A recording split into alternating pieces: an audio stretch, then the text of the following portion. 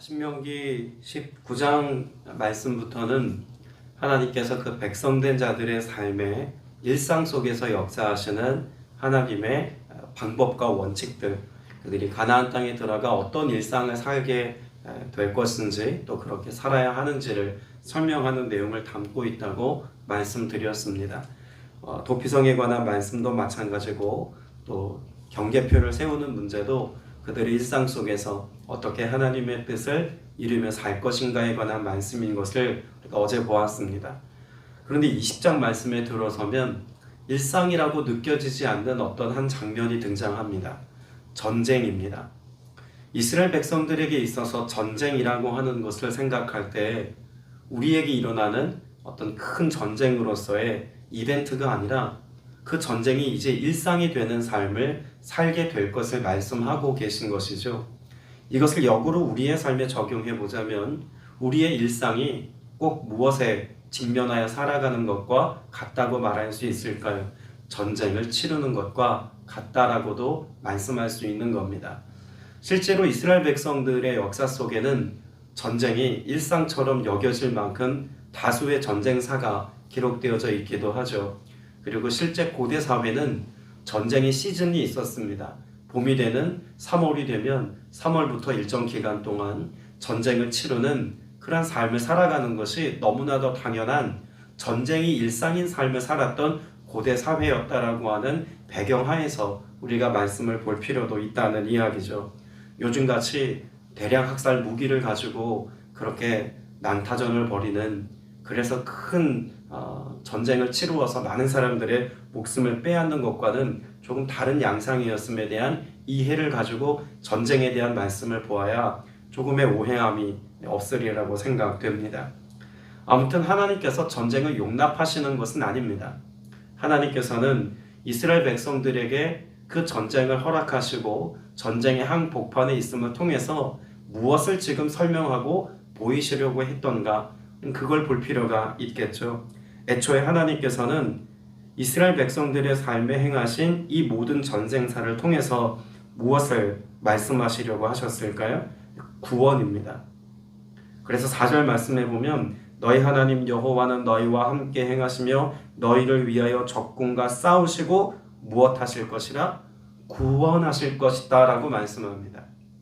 전쟁의 한복판에 있는 이스라엘 백성들을 향한 하나님의 뜻은 단지 남의 땅을 빼앗고 혹은 전쟁을 치루어서 다른 사람의 생명을 해하고 이와 같은 전쟁의 여러 양상들을 통해서 내가 원하는 것을 취하려고 했던 대부분의 전쟁사의 모습을 동일하게 재현하고 있는 것이 아니라 하나님이 애초에 그 백성된 자들에게 주려고 하셨던 그 땅을 차지함을 통하여서 하나님이 행하시는 구원 역사를 설명하려 하시는 것이고, 또한 이를 통해서 하나님께서 예수 그리스도의 오심을 드러내고 있다는 관점에서 말씀을 보아야만 합니다.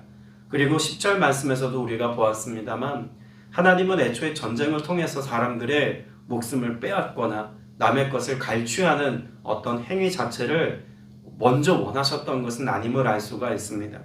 하나님은 무엇을 원하셨을까요? 화평을 선언하라고 말씀합니다. 전쟁을 치르기 전에 하나님은 화평을 선언하신 하나님이십니다.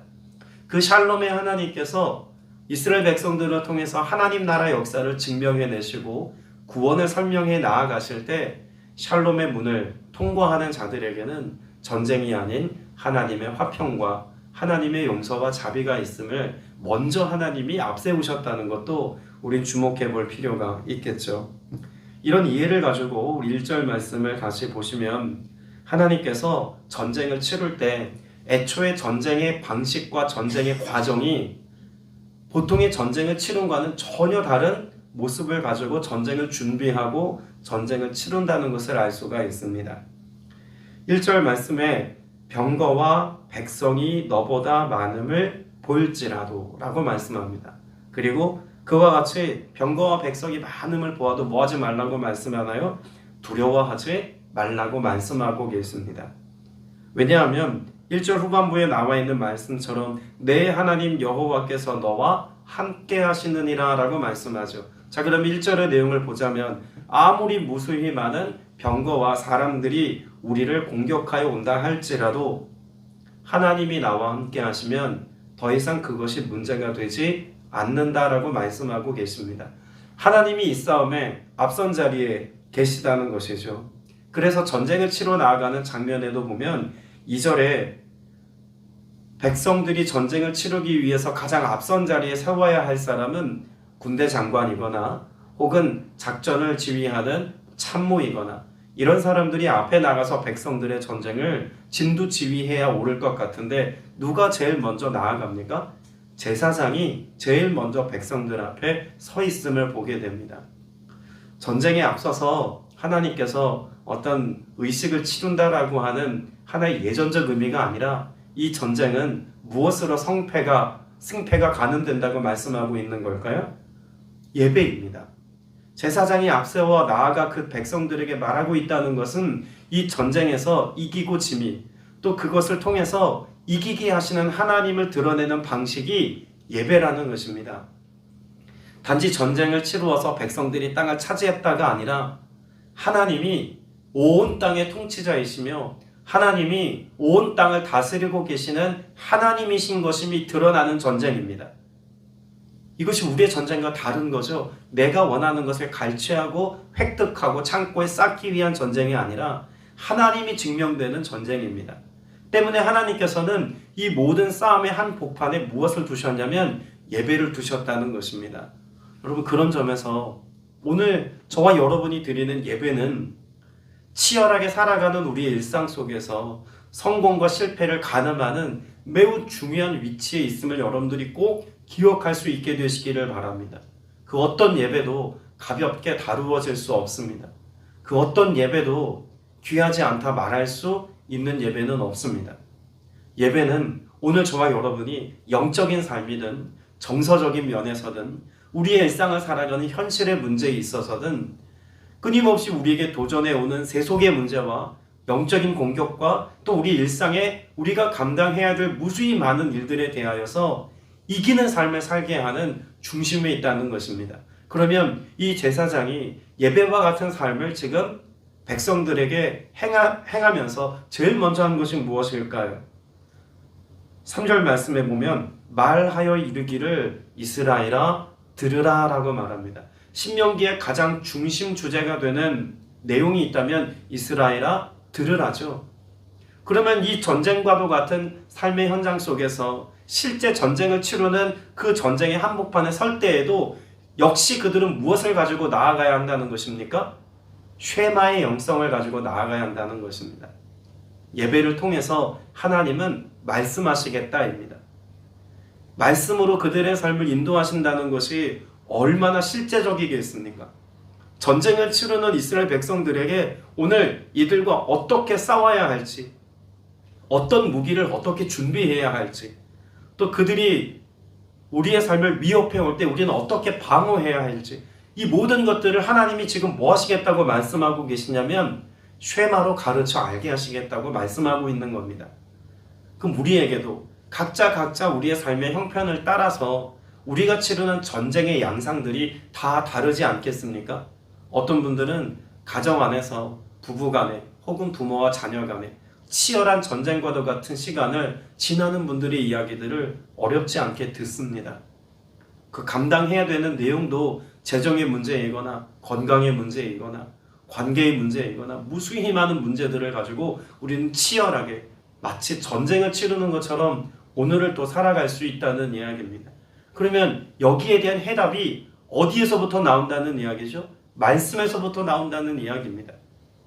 직장에서 열심히 일하는 우리 남편들의 경우라면 남자들의 일상과 일터에서도 하나님은 뭐 하시겠다는 겁니까? 말씀으로 그 하나님의 지혜력으로 그 백성된 자들의 일상과 삶을 책임져 주시고 인도해 주시겠다고 약속하고 계신 것이죠. 그러니 우리의 사업, 우리의 직장 생활 이것조차도 말씀으로 점검해야 합니다. 욕심껏 하는지, 나의 원함과 나의 더 부유함의 목적이 있는지, 아니면 하나님의 영광을 드러내는지, 혹은 하나님이 말씀을 통해서 이것을 허락하셨는지, 하나님이 기뻐하시는 일인지가 우리의 일상 속에서 전쟁이라고 하는 국면에 있음을 인정할 때 말씀이 얼마나 귀한 영적인 자원이 되는지를 우리가 누리며 인식하며 살 수 있다는 이야기죠. 때문에 오늘 저와 여러분 일상 속에서 예배자로 말씀을 중심에 두고 살아가는 은혜가 있게 되시기를 주님의 이름으로 축복합니다. 그때에 하나님께서 두려워하지 말라고 말씀하시고 놀라지 말라고 말씀하십니다. 그런데 이 두려움에 떠는 자들의 실체를 5절 이하에서 이러이러한 사람들은 두려움에 빠진 사람들이니 전쟁에 합당치 않다라고 말씀하시는 부류의 사람들을 말씀합니다. 5절에는 어떤 사람을 말하죠?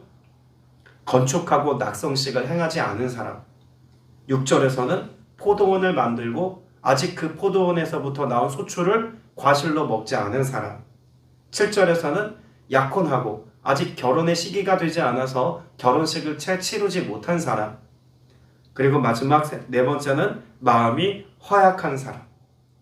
전쟁에 합당하지 않다고 말씀하고 있습니다. 이들이 가지고 있는 공통점이 있다면 무엇일까요? 잃을 게 있는 사람입니다. 잃을 게 있는 것. 내가 아직 실제로 무언가를 얻었다고 말하지만 내가 누려보지 못한 잃을 것이 있는 사람들. 이 사람들은 염려하고 걱정하고 두려움에 쌓인다는 이야기입니다. 흔히 어떤 싸움을 벌일 때에도 사람들이 그런 이야기 종종 하죠. 나하고 싸워봐야 덕될 게 없습니다. 난 잃을 게 없습니다. 막 이렇게 객기 부리는 사람이 있지 않습니까? 근데 지금 하나님께서도 사실 그런 말씀을 하고 계신 거예요. 우리 안에 잃을 게 있는 사람은 두려움에 빠진다는 이야기죠. 그런데 이것을 단지 너희가 잃을 것이 없는 자가 되라는 말씀이 아닙니다. 뭐 하라는 걸까요? 하나님께 너희의 생명과 가치와 우리 소유라고 말하는 이 모든 것들이 맡겨진 인생이 되어서 내가 책임져야 할 것이 있다고 여겨지지 않는 상태. 하나님이 나를 돌보시고 하나님이 나와 내 가정과 우리 교회와 우리의 일터까지 하나님이 책임져 주신다는 믿음 안에 살아가는 사람은 내가 지켜야 할 것이 있다고 주장하지 않게 됩니다. 그러면 이 말씀은 잃을 것이 있다 없다의 문제가 아니라 무엇에 관한 말씀을 지금 하고 계신 걸까요? 믿음의 차원을 말씀하고 있는 겁니다. 과연 너희의 소유, 너희의 생명, 너희의 재산이라고 말하는 그 모든 것들이 하나님께 온전한 믿음으로 맡겨진 바 되었느냐? 그래서 그 믿음을 가지고 오늘을 살고 있느냐? 이들이 전쟁에서 이기는 자다라고 선언해주고 계신 겁니다. 우리가 신앙의 영역 안에 있어도 내가 내 삶을 다 책임져야 된다고 여기는 사람은 온전한 믿음에 있다고 보기 어려운 거죠. 그런 삶을 하나님께서 말씀하시는 것은 단지 나 혼자 두렵고 많은 게 아닙니다. 네 번째 부류의 사람인 8절의 말씀을 보면 두려워서 마음이 허약한 자가 있느냐? 그는 집으로 돌아갈지니 그의 형제의 마음도 그의 마음과 같이 낙심될까 하노라 라고 말합니다. 결국 우리의 싸움에 영향을 주는 것은요, 낙심의 문제라는 것입니다. 우리의 일상을 살아가는 동안 끊임없이 마귀는 무엇을 가지고 우리를 공격할까요? 낙심입니다. 낙심케 하는 거예요. 싸워봤자 질 게 뻔하다. 혹은 열심히 일하고 열심히 살아보아야 내가 얻을 수 있는 건 별거 없다. 여러 가지 많은 우리의 마음을 약하게 만들 만한 것을 가지고 낙심케 합니다. 그런데 그 낙심된 자는요, 영향력이 커요. 그 낙심의 우울함과 낙심의 정서를 가지고 살아가는 사람은 주변 사람들에게 영향력을 주기가 쉽다는 이야기입니다. 여기 영향받는 사람들이 있다는 이야기죠. 그래서 누군가 낙심한 사람이 있다면 돌려보내라는 겁니다. 오히려 그 낙심한 자의 말과 그 모든 행동들이 다른 사람들까지 함께 낙심하게 할 것이기 때문이라는 거죠. 오늘 우리가 믿음의 고백을 선포하는 하루를 살게 되시길 축복합니다. 우리의 환경과 상황을 보면 암담합니다. 어렵습니다. 너무나 약한 것 같아요. 그럼에도 불구하고 하나님이 나와 함께 하신다는 믿음과 확신을 가지고 오늘을 살아갈 때 여러분 낙심케 하는 말이 아니라 하나님을 기대하는 고백, 하나님이 하실 일을 선포하는 고백. 우리의 상황은 자꾸 안 좋은 상황으로 몰려가고 있는 것 같지만 그 속에도 여전히 하나님이 함께 계셔서 일하시고 역사하시고 응답하시고 은혜 베푸심에 대한 믿음의 고백을 가지고 나아가는 자들이 그 믿음의 선한 영향력을 끼쳐서 함께 승리케 하는 역사를 경험해야 여러분 이것이 하나님의 나라를 살아가는 방식이라고, 그 속에 하나님의 역사하심의 은혜를 누릴 수 있다고 말씀해 주고 있는 것입니다.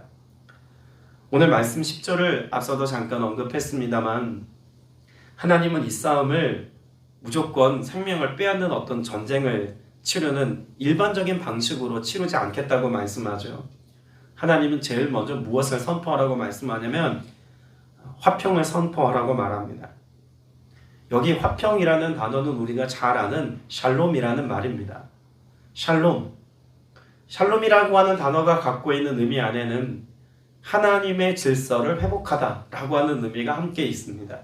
그러니까 애초에 하나님은 이 전쟁을 통해서 무엇하기를 원하냐면 하나님의 질서가 깨어진 세상에 하나님의 질서와 하나님의 통치 방식이 회복되어지도록 이 모든 일들을 바로잡는 전쟁을 치르겠다고 말씀하고 계신 거예요. 그러니 화평하고 샬롬을 선포하고 나아가는 이들의 싸움을 통해서 하나님은 이스라엘 백성들의 대단함을 증명하시겠다가 아니라 하나님이 애초에 이 땅에 이루려고 하셨던 하나님 나라의 질서가 하나님에 의해서 얼마나 아름답고 완벽하게 이루어지고 재현되는가를 증명하시겠다는 겁니다. 단지 이스라엘 백성들은 이런 하나님의 역사에 도구로 쓰임받는 위치에 있다는 것을 말씀하죠. 자, 그런데 실제 전쟁을 치르는 장면을 한번 떠올려 상상해 보시기를 바랍니다. 이스라엘 백성들은 당시 가나안 여러 민족들 가운데 특별히 가나안 7족이라고 말하는 전쟁에 대단한 능력을 가지고 있었던 여타 부족들과 비교해 볼 때 전쟁의 우위에 있습니까? 전쟁의 하위에 있습니까? 이스라엘은 철저히 전쟁의 하위에 있는 사람들입니다. 실제로 가나안 7족들의 경우는 무기를 다룸에 있어서도 대단한 실력가들이었습니다. 여러분 20장을 읽다 보면 뒤에 나오는 20절 말씀에 함락시키기 위해 쓸 기구를 만들라고 말하는데 이스라엘 백성들에게는요 나무를 가지고 그 기구를 만드는 장면이 나옵니다. 그러면 이 말씀들만 유추해 보아도 이스라엘 백성들은 전쟁을 치를 만한 준비가 아직 충분하지 않다는 것을 짐작해 볼 수가 있겠죠. 그러면 성문 앞에서 이스라엘 백성들이 서서 너희가 우리에게 항복하면 우리가 봐줄게 라고 하는 말이 됩니까? 절대로 말이 안 되는 겁니다. 이런 화평을 선포한다는 건 어떤 사람이 하는 거냐면 무수히 많은 대군을 이끌고 와서 전쟁을 치루어 볼 때 대단한 화력, 대단한 무기, 당시로 보자면 애굽이 가지고 있는 그런 기마병들을 앞세우고 대단한 철제 무기들을 앞세워서 우리가 가지고 있는 게 이런 거야. 너희가 싸워봐야 우리한테 이길 수 없어. 라고 과시할 만한 것이 충분한 사람들이 화평을 선포할 수 있는 겁니다. 그리고 포기하고 항복하고 문을 여는 것 아닙니까? 그런데 지금 화평을 선포하라는 이스라엘 백성들은요.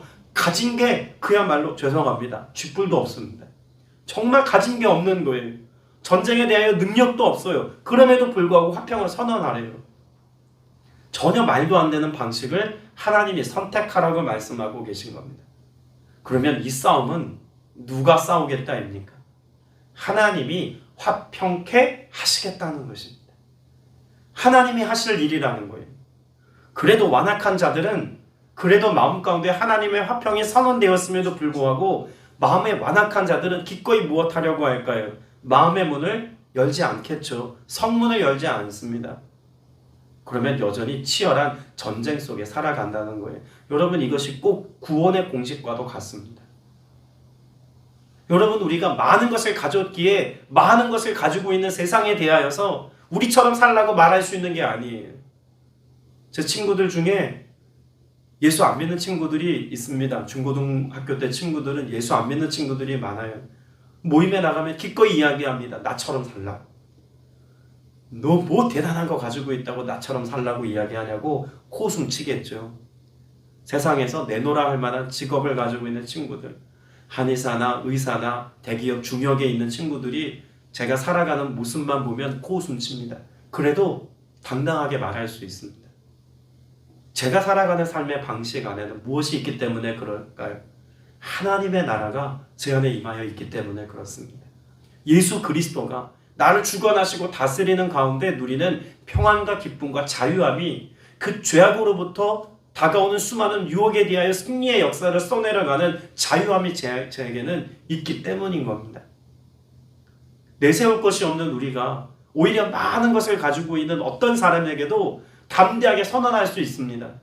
예수가 그리스도시라고, 믿음으로 구원받을 수 있다고, 우리가 살아가는 이 땅에서의 삶에 유한함 속에 갇혀 살지 말고 영원한 생명을 가지고 하나님 나라 백성이 되어 살아가라고 우리는 말할 수 있습니다. 마치 대단한 공성 무기를 가지고 있는 여러 가나안 칠족 앞에서 연약한 이스라엘 백성들이 선언과 같은 모습일 수 있다는 이야기입니다. 그런데 이 싸움에서 우리가 그런 선언과 믿음의 고백과 복음의 증인으로 오늘 우리가 서야 하는 이유, 설 수 있는 이유는 그렇게 우리가 믿음의 고백을 선포할 때 누가 행하시기 때문에 그렇습니까? 하나님이 우리의 믿음의 선포와 고백을 통해서 하나님의 구원 역사를 증명하실 것이기 때문입니다.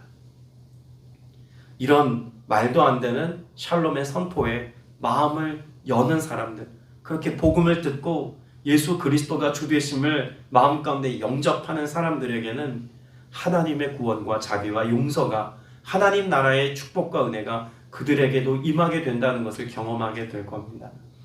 오늘 저와 여러분에게 말씀하시는 이 하나님의 말씀하심이 오늘 여러분의 삶에 구체적으로 실현되어지고 증명되는 이 하루를 살게 되시길 축복합니다.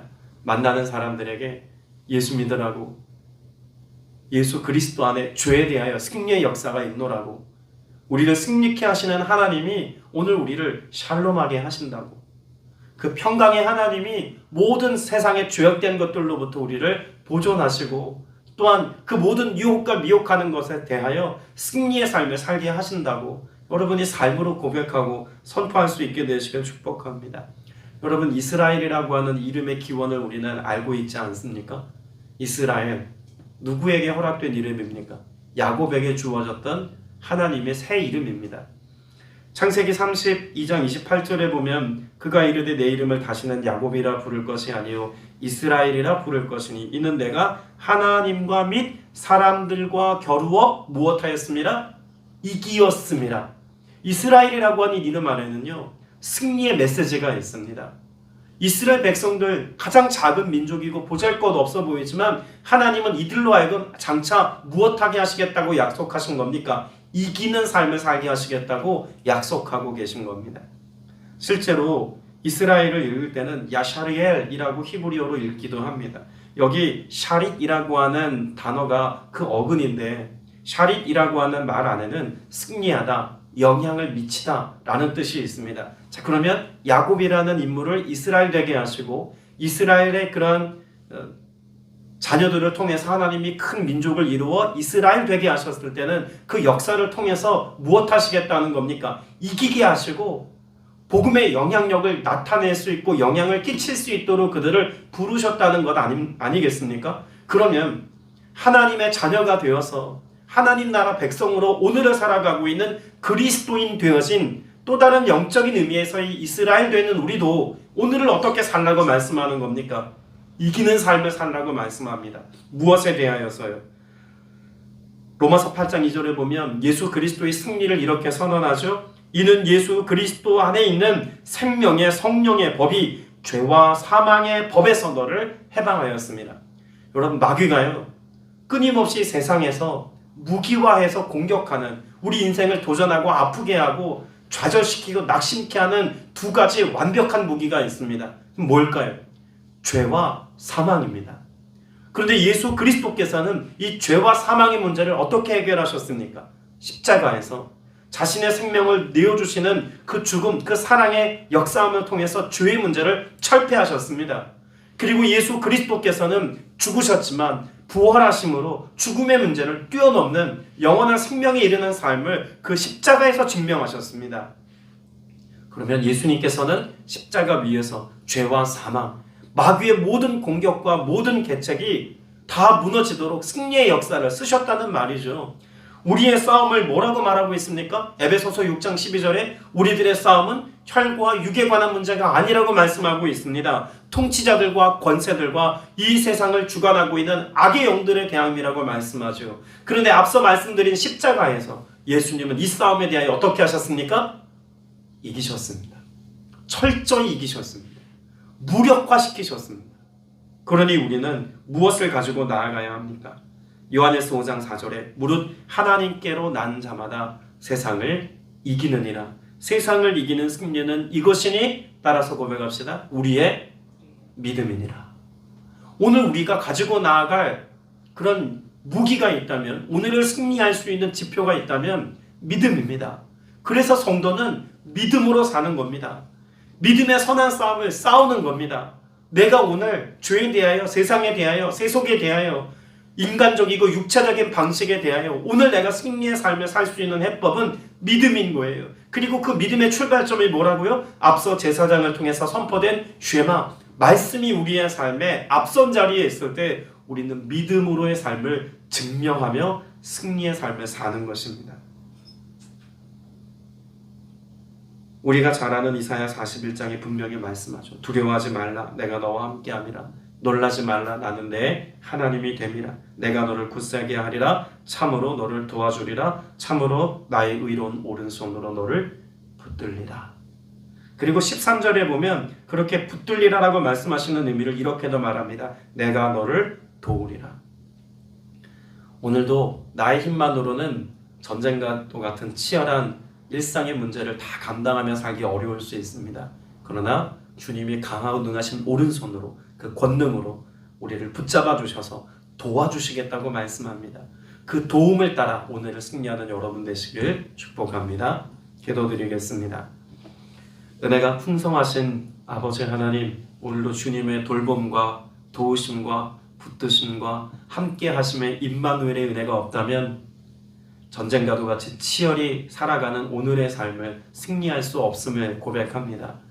가정의 문제로, 또 일터의 문제로, 자녀들의 문제로 전쟁같이 치열하고 아픔의 삶을 살아가는 것 같으나 하나님이 명령하신 샬롬의 축복이 오늘 우리에게 예비되어져 있음을 믿고 오늘을 나아갑니다. 주님, 화평케 하시는 하나님의 은혜가 내 안에, 가정 안에, 교회 안에 있게 하여 주시옵고, 이를 통해서 샬롬의 하나님을 선언하고 선포할 때 세상이 그 샬롬을 보며 그 말씀을 따라 살아가는 자들에게 이루시는 하나님의 승리의 역사를 보며 그 샬롬을 기꺼이 순종하고 받아들일 수 있는 은혜가 있도록 주님 역사하여 주옵소서. 주님, 추움의 때를 지나고 있습니다.